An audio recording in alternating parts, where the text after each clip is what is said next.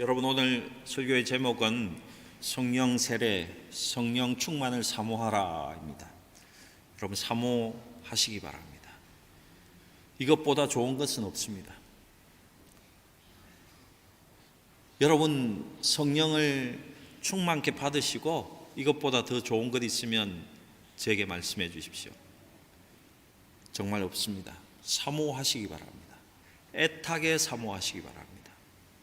밤낮으로 간구하시기 바랍니다.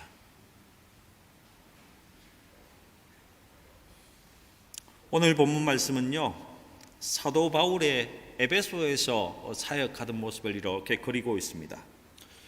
사도 바울은 2년 이상 에베소에서 머물고 있었는데요, 그가 날마다 한 것이 하나님 나라에 대해서 강론했다고 되어 있습니다.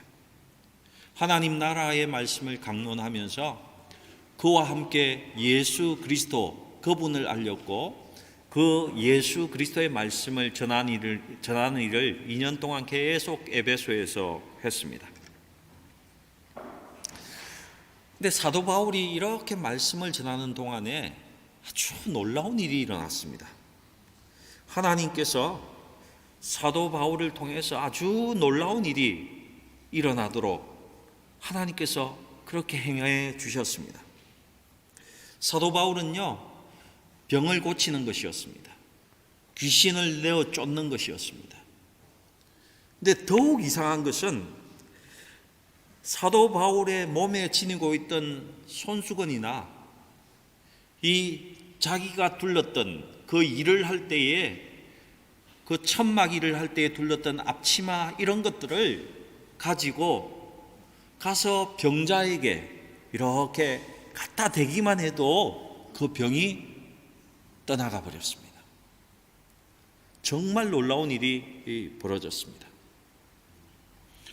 사도 바울이 가졌던 물건만 이렇게 가져가도 치유의 능력이 나타났다 하는 것입니다. 하나님은 바울을 통해서 엄청난 기적들을 행하셨던 것입니다. 여러분, 그리고 사도행전과 성경 속에는요, 이런 일이 수도 없이 기록되어 있습니다. 아마 다 기록 못했을 것인데 여기에 나타나 있는 기적 같은 일만 해도 엄청나게 기록되어 있다는 것입니다. 근데 여러분, 저는 오늘 여러분에게 이 질문을 던집니다. 사도행전에 에베소에서 성경에서 그렇게 나타났다면, 이런 역사가 나타났다면 오늘날에도 이런 역사가 일어나느냐는 것입니다. 오늘날에도 하나님의 능력의 종의 손수건을 가져다가 얹으면 그 사람의 병을 낫게 할 수 있느냐는 것입니다. 여러분 생각은 어떻습니까? 여러분은 어떻게 생각하십니까?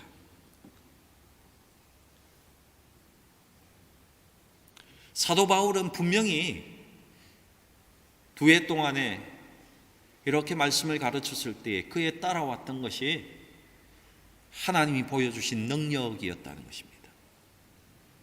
우리 성경의 말씀 한 두어 군데 찾아서 읽어보십시다. 데살로니가전서 1장 5절의 말씀입니다. 함께 읽겠습니다. 시작. 이는 우리 복음이 너희에게 말로만 이른 것이 아니라 또한 능력과 성령과 큰 확신으로 된 것임이라. 우리가 너희 가운데서 너희를 위하여 어떤 사람이 된 것은 너희가 아는 바와 같으니라. 아멘. 여러분, 복음을 전했는데 말로만 이런 것이 아니라 능력으로, 성령의 큰 확신으로 함께 증거되었다고 성경은 이야기하고 있습니다. 베드로전서 1장 12절입니다. 함께 읽어볼까요? 함께 읽겠습니다. 시작. 이 섬긴 바가 자기를 위한 것이 아니요 너희를 위한 것임이 계시로 알게 되었으니 이것은 하늘로부터 보내신 성령을 힘입어 복음을 전하는 자들로 이제 너희에게 알린 것이요 천사들도 살펴보기를 원하는 것이니라. 아멘. 여러분, 어떻게 전해졌습니까? 하늘로부터 보내신 성령을 힘입어 복음을 증거했다고 되어 있습니다. 여러분, 그냥 증거한 것이 아닙니다. 내가 아는 지식을 그냥 알린 것이 아니고 하늘의 성령의 능력이 내게 힘입혀지고 그 능력으로 전해졌다 는 것입니다. 여러분, 두란노 소원에서요, 분명 바울은 하나님의 말씀을 전했습니다. 그리고 그 말씀이 전해진 다음에 표적과 기사가 기적이 따랐습니다. 여러분, 왜 그렇게 되었습니까? 표적과 기사를요, 하나님의 말씀을 확정하는 그 표징으로 우리에게 보여주셨다는 것입니다. 하나님은 말씀을 증거했는데 그 말씀이 능력이 있는 것임을 우리에게 나타난 기적으로 그것을 확정시켜 주셨다는 것입니다.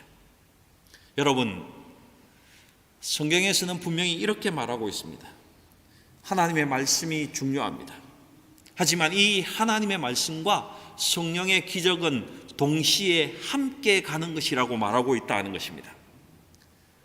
여러분, 나는 하나님의 말씀을 믿지만 성령의 능력은 믿지 않는다. 이것은 가당치도 않는 이야기라는 것입니다. 함께 가야 하는 것입니다. 여러분이 성경의 말씀을 믿습니까? 그러면 성령의 능력이 임할 때에 그 성령의 기적과 같은 일도 함께 일어난다는 것입니다. 분리시키면 안 된다는 것입니다. 절대로 분리시키면 안 됩니다. 여러분, 우리 교회 가운데에 하나님의 말씀이 이곳에 있습니까? 그럼 이곳에 성령의 능력도 나타나야 당연한 것입니다. 이것이 성경이 말하고 있는 것입니다. 성령과 하나님의 말씀이 함께 가야 하는 것입니다. 여러분, 제가 설교를 준비하면서 착실하게 논리정연하게 여러분이 이해가 잘 되도록 준비를 잘해서 설교하는 것 중요합니다.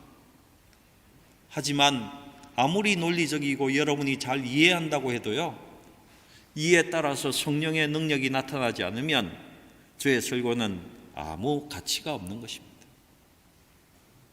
하나님의 입장에서 보면 전혀 쓸모없는 것이라는 것입니다. 성경의 객관적인 사실이 성령의 도우심으로 전달되지 못하면 여러분, 우리의 인생을 변화시키고 사람을 변화시킬 수 있고 환경을 완전히 트랜스폼 시킬 수 있는 그런 일은 절대로 일어나지 않는다는 것입니다. 여러분, 저를 위해서 기도해 주시기 바랍니다. 이 목사가 하나님의 말씀을 깊이 연구할 수 있도록 기도해 주시기 바랍니다. 또 한편으로 이 목사가 설교를 준비할 때에 성령의 기름 부으심과 충만함이 함께해서 그 말씀의 능력대로 우리의 삶 가운데 나타날 수 있도록 먼저 이 목사가 먼저 체험하고 나올 수 있도록 이것을 여러분이 기도해 주셔야 된다는 것입니다. 저만을 위한 기도가 아닙니다. 그렇게 되지 않으면요, 우리 교회는요, 교회가 될 수가 없습니다. 이 두 가지가 함께 나타나야 한다는 것입니다. 저와 여러분을 위해서 동시에 그렇게 기도해 주시기 바랍니다. 여러분, 우리나라의 기독교가 한국에 조선에 들어온 때는요 1885년입니다. 이게 공식적인 해로 기록되어 있습니다. 당시에 불교 사상과 유교 사상이 엄청나게 이렇게 영향을 미치고 있었기 때문에요, 박해는 아주 심했습니다. 교회가 세워지고 전도하는 것은 정말 어려운 일이었습니다. 그런 가운데 여러분이 1907년 1월 16일 날 평양의 장대연 교회에서 목사들과 재직들이 함께 모여서 성도들이 모여서 사경회를 갖게 됩니다. 부흥 사경회였습니다. 그들은 무엇을 위해서 모였냐면요, 어떻게 하면 조선이 부흥을 하게 되고 어떻게 하면 이 조선 땅에 교회를 세우고 우리도 선교하는 나라가 될 수 있을까 하는 그런 표어를 가지고 그들이 모여서 함께 기도했습니다. 그때 여러분도 잘 아시는 길선주 장로님이라는 분이 그들에게 이렇게 제안합니다. 여러분, 우리는 성령을 받아야만 합니다. 성령을 받지 않으면 우리는 박해 속에서 견딜 수가 없습니다. 이 박해 속에서 복음을 전파하고 교회를 세울 수 있는 길은 우리는 성령을 받아야만 합니다. 우리 다 같이 성령을 사모하십시다. 이렇게 앞에 나와서 제의했습니다. 그곳에 모인 사람들이요, 성령 받기 위해서 시금을 전폐하고 하나님 앞에 기도했습니다. 그러자 그곳에 갑자기 성령의 역사와 능력이 나타났습니다.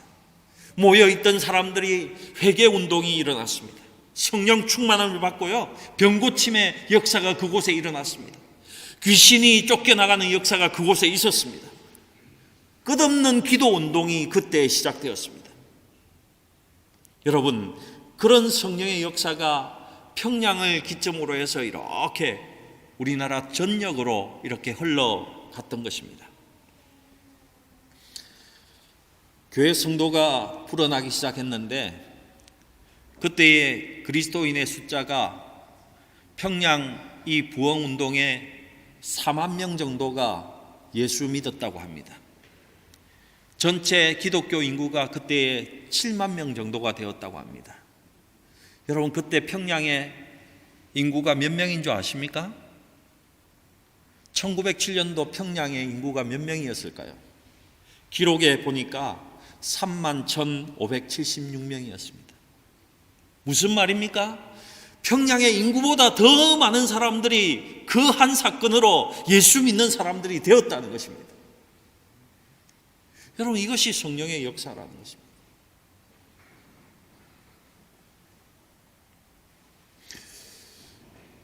그런데 여러분, 여기서 제가 여러분이 보셔야 될 부분이 무엇이냐면요, 당시에 길선주 장로는 이미 그 장로님은 예수 믿는 사람이었다는 것입니다.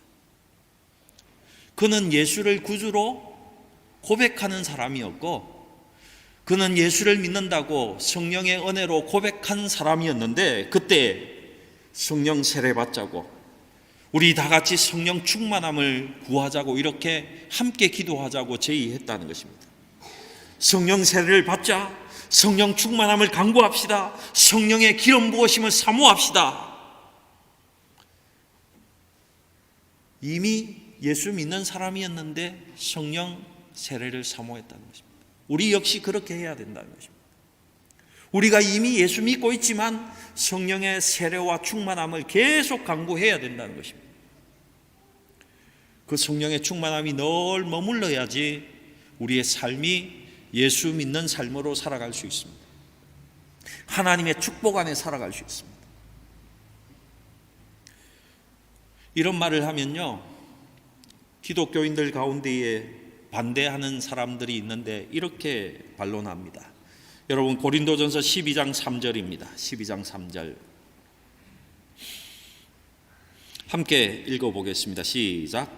그러므로 내가 너희에게 알리노니 하나님의 영으로 말하는 자는 누구든지 예수를 저주할 자라 하지 아니하고 또 성령으로 아니하고는 누구든지 예수를 주시라 할 수 없느니라. 여러분, 내가 예수로 고백하는 것은 내가 하는 것이 아니라 성령이 계시기 때문에 하는 것입니다. 이렇게 이야기한다는 것입니다. 그런데 왜 내 안에 이미 성령이 있어서 예수를 고백했는데 왜 다시 성령 세례 받으라고 그렇게 하십니까? 이렇게 반론한다는 것입니다. 여러분, 그런데 성경을 잘 보시면 베드로라는 사람을 한번 보시기 바랍니다. 베드로는요, 마태복음 16장 16절에서 주는 그리스도시요 살아계신 하나님의 아들입니다 라고 정확히 고백한 사람들입니다. 그리고 주님을 따르는 제자들도 다 예수를 구주로 믿는 사람들이었습니다. 그런데 베드로가 사도행전 2장에 나오는 그 성령 체험하기 전까지는 어땠습니까? 서성을 버려두고 도망가는 사람이었습니다. 자기가 예수를 믿는다고 구주로 고백한 사람이었지만 어떻겠습니까? 자기의 옛 직업으로 돌아가서 고기 잡는 데로 갔던 그런 사람이 베드로였습니다. 사도행전 2장에 성령의 세례 체험을 하고 난 다음에 베드로는 완전히 달라져서 하나님 나라를 섬기는 사람이 되었다는 것입니다.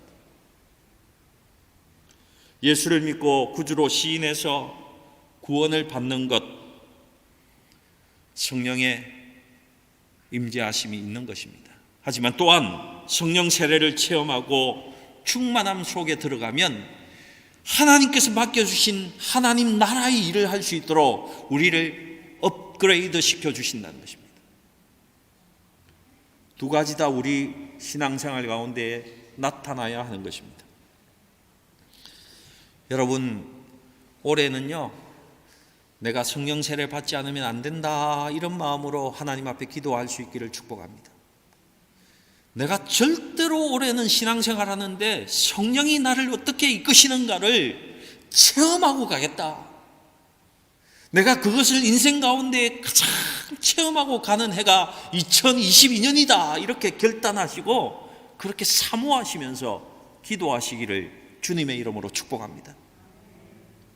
우리에게 제일 지금 필요한 것은 코로나 퇴치가 아닙니다. 그보다 중요한 것이요, 성령의 세례를 받고 성령 충만함을 받는 것입니다. 우리 교회가 가장 필요로 하는 것이 무엇입니까? 성령 충만한, 성령의 세례가 언제나 이곳에 기름 부으심이 가득한 교회가 되는 것이 1번이라는 것입니다. 여러분, 제가 목회하는데 제일 필요한 것도 그것입니다. 성령의 기름 부으심 가운데 언제나 그곳에 거하는 것이 제게 가장 필요한 것이라는 것입니다. 여러분, 이것 이상 중요한 것 없습니다. 그런데 여러분, 이걸 분명히 아셔야 되는 것이 있는데요, 이것입니다. 성령 충만해진다는 말이 무엇인가? 우리가 성령 충만하다는 말이 무엇인가입니다. 마치 돈을 많이 가지고 있거나 물을 많이 가지고 있듯이, 아니면 무엇인가 내가 많이 소유하고 있는 그런 모습으로 성령을 내가 많이 소유한다는 것이 아닙니다. 정반대입니다. 성령 충만한 것은요, 성령이 나를 온전히 소유하고 있다는 것입니다. 성령이 온전히 나를 지배하고 내 삶을 인도하고 나를 하나님께서 원하시는 대로 온전히 인도하게끔 성령이 나를 완전히 붙잡고 있다는 것입니다. 이것이 성령 충만입니다. 성령 충만을 위해 기도하는 것이 정말 중요한데, 사람들이 성령에 대해서 무관심하거나 오해하는 이유가 분명히 있습니다. 성령이 역사하는 것하고 하나님을 대적하는 어둠의 영의 역사와 구별하기가 쉽지 않기 때문에 그렇습니다. 특별히 지금의 시대는 이런 거짓의 영들이 너무너무 판치고 있기 때문에 우리가 정말 구분해야 하는 것입니다. 마태복음 24장 24절입니다. 우리 함께 읽어보시겠습니다. 시작. 거짓 그리스도들과 거짓 선지자들이 일어나 큰 표적과 기사를 보여 할 수만 있으면 택하신 자들도 미혹하리라. 여러분, 이것이 우리에게 들려주는 성경의 경고입니다. 소위 성령을 강조하는 사람 중에 거짓 그리스도와 거짓 선지자들이 수없이 많이 나왔습니다. 그런 이유로 해서 많은 사람들이, 예수 믿는 사람들이요, 성령 운동하는 사람들에게 등을 돌리게 되었던 것입니다. 여러분, 그 대표적인 사람이 문선명 씨고 박태선 장로입니다. 그분에게 얼마나 많은 은사가 나타난지 모릅니다. 사람들에게 도저히 고칠 수 없는 병도 그에게 가면 다 고칠 수 있는 그런 능력이 나타났습니다. 그런데 어떻게 되었습니까? 타락하자 하나님의 영이 그를 붙드는 것이 아니라 악한 영이 그를 붙들게 되었던 것입니다. 여러분, 성령의 역사와 어둠의 역사를 잘 구분하셔야 됩니다. 어떻게 구분할 수 있습니까? 여러분, 성령의 역사는요, 미래가 확실하게 보장된다는 것입니다. 하나님의 언약 속에 있기 때문에 그 성령의 역사 가운데 있는 사람은 하나님이 언약하심 따라서 살아갈 수밖에 없고, 그에게 완전한 평안과 부가 완전히 그에게 보장된다는 것입니다. 막상 처음에는 알지 못하지만 시간이 조금만 흐르면 그거는 명확해집니다. 왜요? 성령이 온전히 나를 주장하고 있을 때에 하나님의 나라가 내게 이루어지고 하나님의 통치가 우리 인생 가운데에 이루어지기 때문에 그렇습니다. 하지만 악한 영의 역사는요, 지금은 좋아 보일 수 있지만은 점점점 인생이 암울해질 수밖에 없습니다. 인생을 비참하고 처참하게 만들어 가버립니다. 여러분, 악한 영의 대표적인 사례가 이단들입니다. 여러분, 신천지의 젊은이들이 지금은 좋다고 연합 합숙을 하면서 그곳에 있지만은 여러분, 그들의 인생이 밝습니까? 그렇지 않잖아요. 통일고가 함께 집단으로 합동 결혼식을 하지 않습니까? 그들의 인생의 미래가 여러분은 아름답다고 여러분 생각하십니까? 여러분, 하나님의 성령 안에서 있을 때에 우리의 미래는 밝을 수밖에 없습니다. 사모하시기 바랍니다.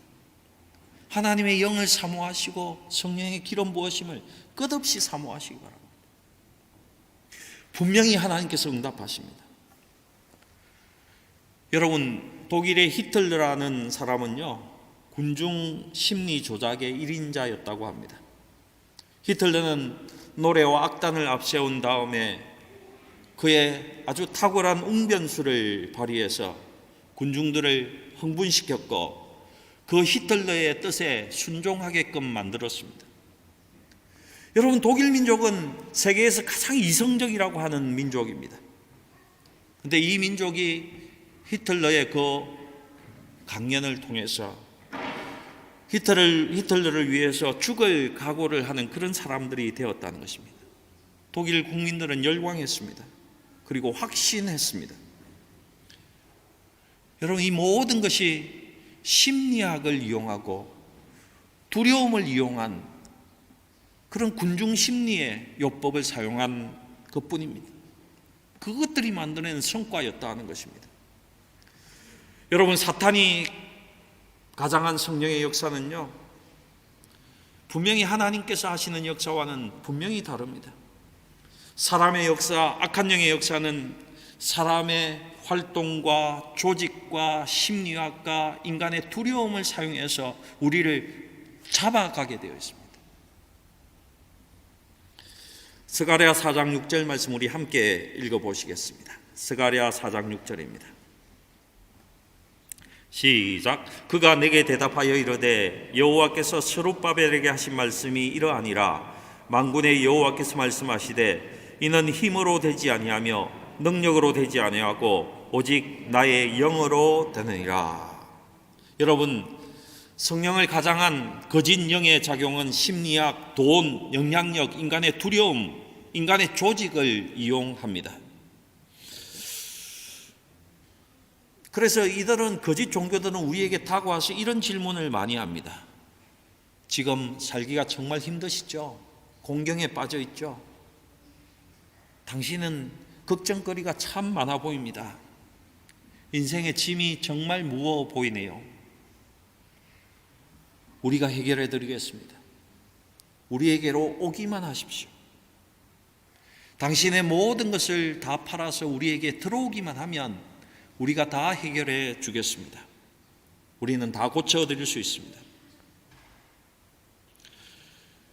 여러분, 그들은 우리에게 피상적인 약속을 하고 들어오기만 하면 다 맡아주겠다고 하지만 어떻습니까? 그들의 일은 하나님 중심이 아니라는 것입니다. 하나님이 생각하는 의가 그들에게 나타나지 않습니다. 오직 그들 생각에 옳은 대로 그들을 마취시키고 혼미하게 만들어서 그들을 이끌어가고 있을 뿐이라는 것입니다. 인간이 두려움이라는 것을 우리가 갖고 살기 때문에 나도 모르는 사이에 그 혼미하고 거짓스러운 그 영에, 어둠의 영에 이렇게 끌려갈 때가 많이 있다는 것입니다. 조심하셔야 됩니다. 그렇다면 성령의 역사, 진정한 기독교의 역사의 특징은 무엇입니까? 여러분, 성령의 역사는요, 설명 불가능한 경우가 대부분이라는 것입니다. 사도행전 2장의 도입부에 보면요, 홀련이라는 단어가 나옵니다. 여러분, 사도행전 2장 2절입니다. 함께 읽어보시겠습니다. 함께 읽겠습니다. 시작. 호련히 하늘로부터 급하고 강한 바람 같은 소리가 있어 그들이 앉은 온 집에 가득하며. 아멘. 누가 무엇을 준비한 것도 없습니다. 사실은 조절한 것도 없습니다. 그들에게 뭔가 부추김도 없었습니다. 하나님의 역사는요, 그냥 홀연히 오게 되고 사람으로서는 이해하기 힘든 그런 상황으로 이끌어 가게 된다는 것입니다. 성령의 운동은 인간의 연약함과 상관없이 일어납니다. 왜요? 하나님이 하시기 때문에 그렇습니다. 성령의 일은 인간의 재간과 지식이 그곳에 들어가지 않습니다. 인간의 지식과 재간을 훨씬 뛰어넘는 것이 성령의 운동이라는 것입니다. 그래서 우리가 읽었던 스가랴 4장 6절에는 이렇게 표현하지 않습니까? 힘으로도 되지 아니하고 인간의 능력으로도 되지 아니하고 오직 나의 영으로 되는 것이 성령의 운동인 것입니다. 인간의 조직력이나 특별한 기술에 무언가 좌우되지 않는다는 것입니다. 그것보다는 성령의 역사가 일어나면 어떤 줄 아십니까? 사람들이 그 앞에, 그 말씀 앞에, 그 하나님의 임재 앞에 꺾여질 수밖에 없다는 것입니다. 낮아져서 그 앞에 엎드릴 수밖에 없다는 것입니다. 성령의 역사가 우리한테 강하게 임하면요, 우리는 그 하나님의 임재 앞에서 두렵고 떨림으로 경외함으로 나의 죄악을 쏟아낼 수밖에 없다는 것입니다. 그리고 성령의 역사가 오면요, 나를 의식하는 것이 아니라 계속해서 내 인생 가운데 하나님을 의식하게 되고 예수님을 계속 의식하게 된다는 것입니다. 그것이 성령 역사의 특징입니다. 내가 얼마나 연약한 존재인가, 낮아지고 낮아질 수밖에 없습니다. 하나님 앞에 서니 내가 죄인임을 고백할 수밖에 없는 그런 상황으로 계속 다가가게 되어 있습니다. 가장 중요한 특징이 뭔지 압니까? 자기 자신이 드러나는 것을 굉장히 두려워한다는 것입니다. 오직 하나님께만 영광을 돌리고 오직 예수 그리스도만 나타나는 것을 원하게 된다는 것입니다. 이것이 성령의 역사입니다. 나를 내세우지 않습니다. 나의 가르침이 아닙니다. 나의 경험이 아닙니다. 오직 예수님만이 나타나도록 한다는 것입니다. 이것이 성령의 역사라는 것입니다. 너희가 나무에 달아 죽인 예수를 우리 조상의 하나님이 살리시고 오른손으로 높이사 임금과 구주를 삼으셨다. 이렇게 증거하게 된다는 것입니다. 여러분, 진정한 하나님의 역사는요, 성령의 역사는 온전히 하나님만을 높이게 되어 있습니다. 하나님만 높입니다. 여러분, 간단하게 구분할 수 있는 것은 또 이런 것이 있습니다. 성령의 역사가 강하게 일어나면요, 우리는 따뜻한 사람이 됩니다. 말 한마디만을 해도 따뜻한 말을 할 수밖에 없습니다. 하나님과 가까이 가면 따뜻한 사람이 될 수밖에 없다는 것입니다. 한 번씩 귀신이 들린 사람이 제게 찾아오면요, 저는 반드시 느끼는 것이 있습니다. 그것은 딴 것이 아니라 차갑다는 것입니다. 냉기가 돈다는 것입니다. 어둠의 영이 이렇게 임하면요, 냉기가 돌아요. 얼마나 무서운지 몰라요. 징그럽습니다.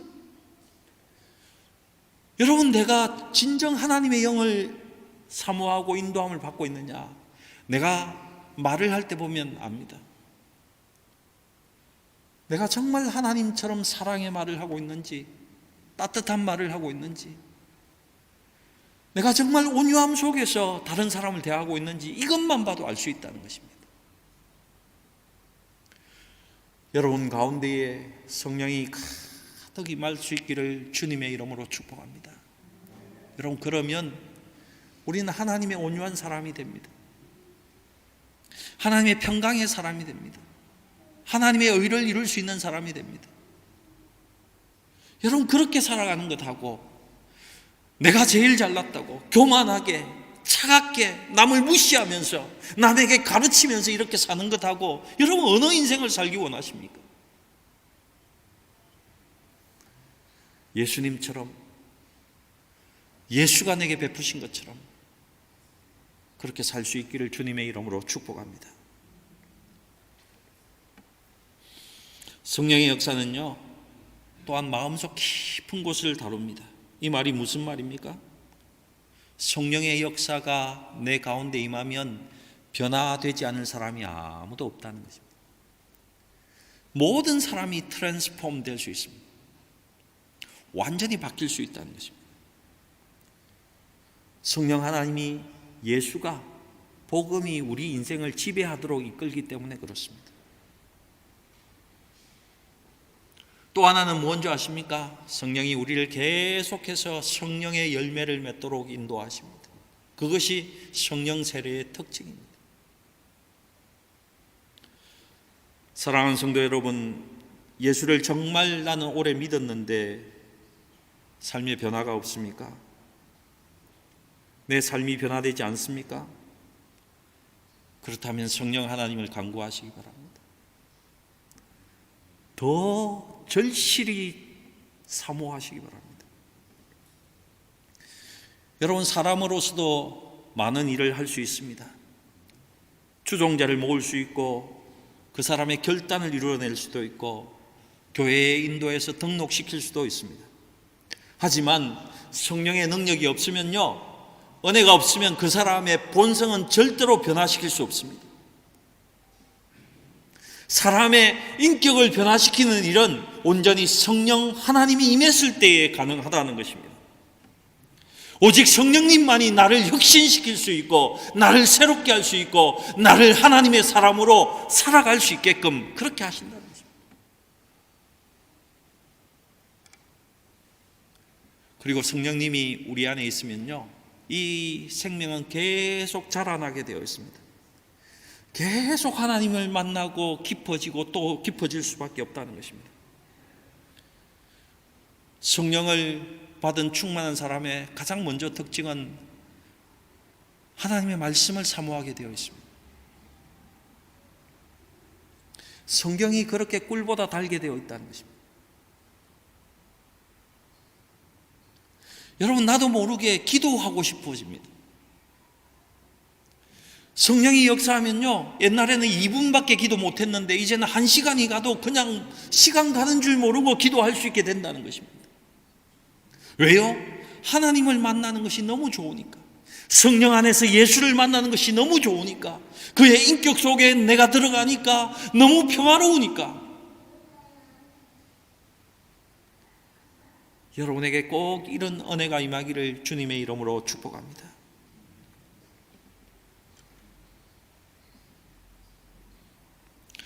여러분, 성령 받지 않으면요, 항상 자기 이야기밖에 할 수 없습니다. 자기 가족 이야기, 내 자식 이야기밖에 못해요.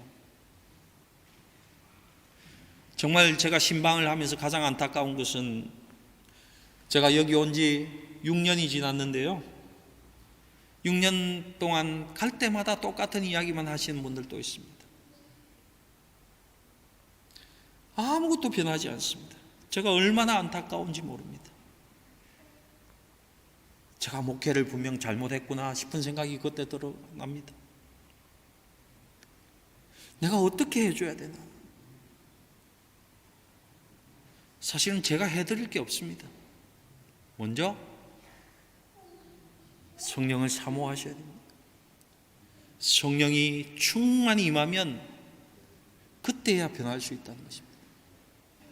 여러분, 말씀을 읽고요, 성경을 깊이 알고 성경에 대한 지식이 많은데 얼마나 차가운 사람들이 많습니까? 이성적이고 논리적이고 하나님의 의를 쫓는 것이 아니라 내 의를 성경에서 발견하고 그 의대로 살아가는 사람이 얼마나 많습니까? 성경이 이런 사람들을 누구라고 표현합니까? 바리새인과 사두개인들이 그랬다 그렇습니다. 성경은 많이 아는데 성경 속에서 내가 옳은 것을 반증하기 위해서 그것을 들이대고, 그리고 그것을 이용해서 정치적인 권력을 차지하는 사람들이 그런 사람들이었다. 여러분, 성령을 사모하십시오. 그래야 온전히 하나님의 말씀 안으로 들어갈 수 있습니다. 하나님의 그 따뜻하고 온전한 사랑 속으로 들어갈 수 있습니다.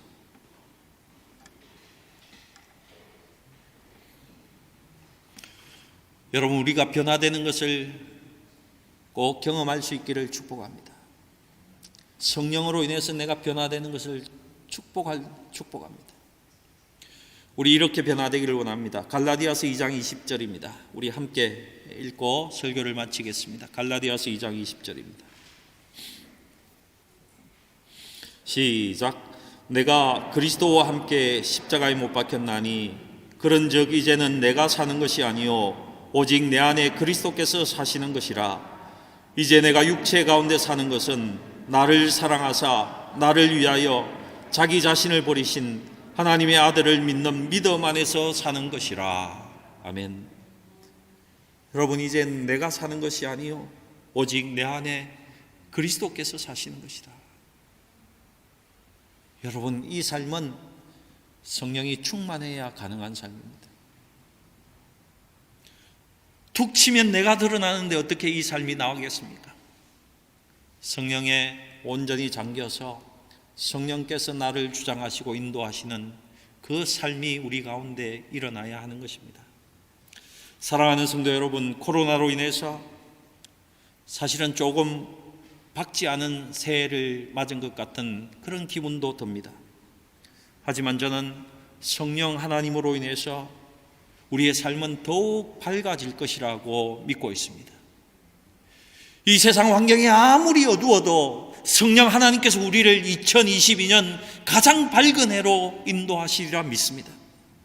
여러분, 우리 충만함 속으로 성령의 세례 속으로 함께 들어가십시다. 그래서 하나님의 그 초자연적인 성령의 능력이 우리의 가정과 우리의 교회와 우리의 기업에 가득 넘쳐서 하나님의 손길이 우리에게 머무는 것을 우리 2020년에 함께 보십시다. 성령으로 인해서 이제는 내가 사는 것이 아니요 내 안에 예수가 사는 것이다. 이렇게 고백하는 삶이 펼쳐질 수 있기를 주님의 이름으로 축복합니다. 기도하시겠습니다. 전능하신 하나님, 감사합니다. 우리와 함께하여 주셔서 하나님 머물러 주셔서 늘 하나님의 말씀에 귀 기울이게 하시고 또한 성령의 은혜에 하나님 우리가 갈급하게 하시고 그 성령을 사모하게 하시니 감사합니다. 성령의 세례가 우리 교회 가운데 가득 흘러넘치게 하시고 성령이 내 삶을 인도하는 것을, 성령이 우리를 인도하시는 것을 볼 때에 내가 성령으로 인해서 춤추는 삶을 살고 있는 것을 목도할 수 있도록 주께서 역사하여 주시옵소서. 우리 교회 가운데 성령이 역사할 때에 어둠은 사라지게 하시고 하나님 모든 악한 것들은 떠나가게 하시고 우리의 병마 다 떠나가게 하시고 하나님의 영광과 하나님의 이름만이 드러날 수 있도록 2022년 우리 온 가족들을 축복하여 주시옵소서. 하나님께 감사드리며 우리 구주 예수님의 이름으로 기도드리옵나이다. 아멘.